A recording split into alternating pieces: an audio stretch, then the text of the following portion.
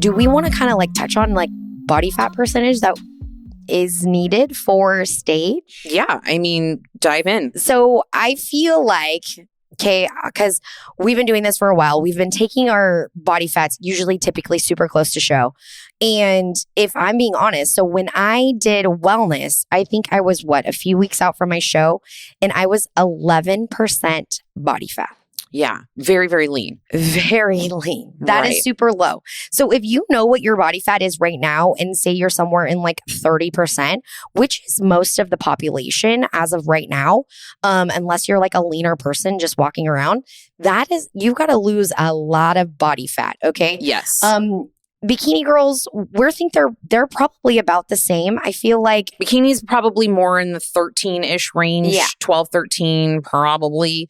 Yeah, wellness, you're looking 9 to 11. Yeah. Figure, I was on stage, my 9, 8. Some of my body fat was like 7 to 9%. Oh yeah, ridiculous. that one was a 7. Yeah. So, you're getting into some really unhealthy levels of body fat, which is saved for another podcast. We preach, y'all. We say it's for a day, it's for a hobby, it's for a thing. It's not for forever. It's a sport, for sure. So yeah, wellness is definitely a notch up in terms of leanness. Yes. Conditioning, muscularity, all that. So if you wanted to get a little bit more technical with our scale, that probably helps a little bit. It's the next step. That's the next step. Okay. Next division we're going to cover, in the final one we're going to cover, is figure.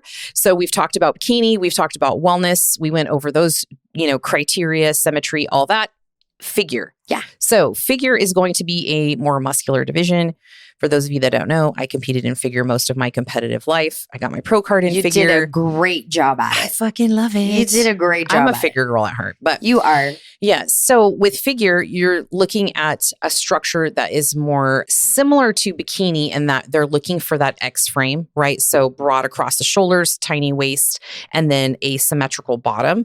They are not looking for an imbalanced bottom like wellness. Yeah. They're definitely looking for muscularity from head to toe, right? So one of the mandatory poses for figure is a front lat spread and a back lat spread. So you have to have some back width and some back density, thickness, and all of those things. It's kind of like a Dorito at the top. So a lot of the body types that are suited well for this division, which doesn't mean other body types can't do it, but you just have genetically, to grow. And this was my body type, genetically predisposition to be a good candidate for this was that I'm bigger up top than I am the bottom, right? So I don't have super wide hips and, I don't have a pear shape with a petite upper frame.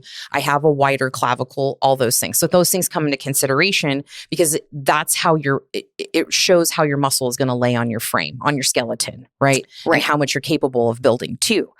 Now, again, lots of petite girls do this. So it's not just this is the only body type that can, but this is what you're set up genetically better for it. I mean, in reality, you've competed in both bikini and figure. So that goes to show that you don't necessarily have to pick one thing because of what your body type is like or where you're at. Yes.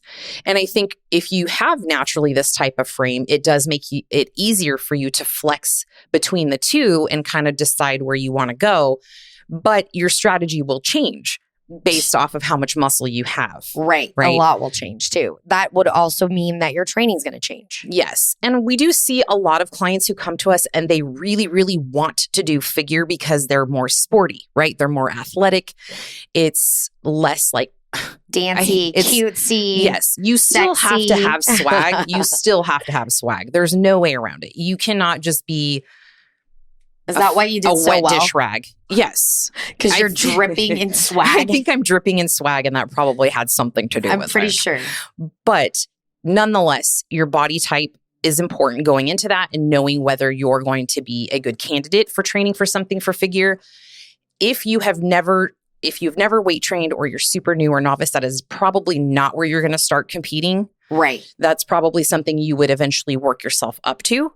With time. And if you were going to compete, depending on like if you want to compete now, obviously you're most likely going to start in the bikini, but then you're going to need to take a really long off season so you can grow your upper body if figure is where you can get within the time that you're willing to take off to grow. Yes. Now, I do see a lot of girls who will merge to figure sooner when they are really upper body dominant, right? Like again, they played sports, they were in some kind of athletics, and they have a good balance of muscle all over, but they have a good genetically built upper body, right? Or they've been training for a long time. Maybe they train old school bodybuilding style like I have for a long time, and they've built some serious upper body.